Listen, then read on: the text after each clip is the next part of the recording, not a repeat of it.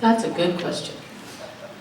For Fremont, I can tell you from personal experience, it's also backed up not just in the evenings, it's, middle of the afternoon. It starts probably around 2:30, 3 when school starts getting out, and it's backed up a lot. And it just feeds onto 85, as we all know, and it just doesn't move. Grant is also backed up. I don't know that it's as bad, but it's really staggering, the amount of traffic that gets through there. I'm wondering if there's a way that we could look at the traffic patterns and see where they come from, and see if there's alternate routes we could encourage people to take in order to alleviate some of the stress. In addition, we could, what else could we do? I don't know. It's something to really look at. We should probably do a study on it. I know we've done a ton of studies, but it's something we should look at. I spoke to a traffic engineer yesterday who said that there exists a sensor system that would sense within seconds when there would be an opportunity to move forward, and that this could in fact dramatically improve the flow of traffic.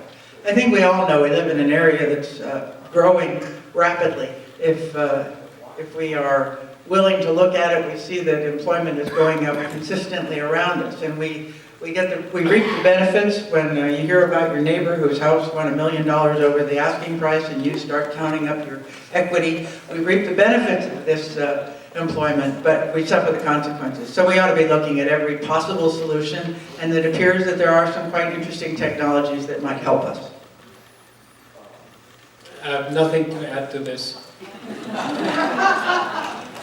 Okay. Alexander, you're going to be up for the next question. It's over to me. I didn't answer the last one. Oh, sorry. Excuse me. I didn't mean to do that. Sorry. Thank you.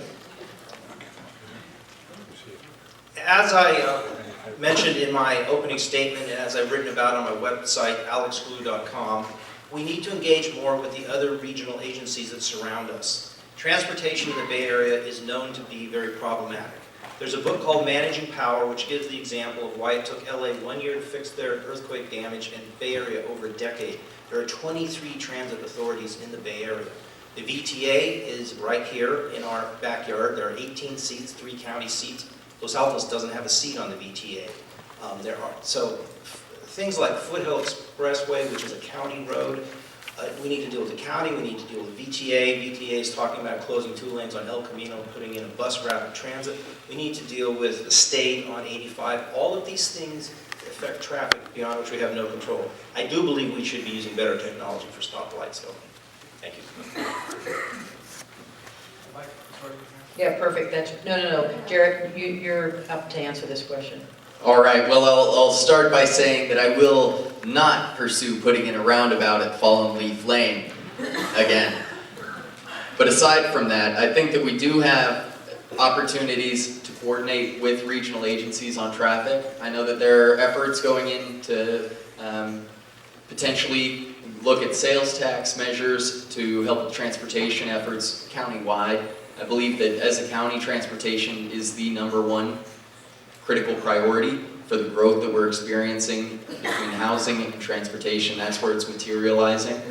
Our backups in Fremont and Grant Road are not particularly unique. We have backups on San Antonio as well. We have backups all through Cuesta, Springer. I think most of the major arterials that people drive every day, they probably tell me that they do experience significant traffic in the mornings and evenings. So I think that continuing to be an active member on these regional agencies is important.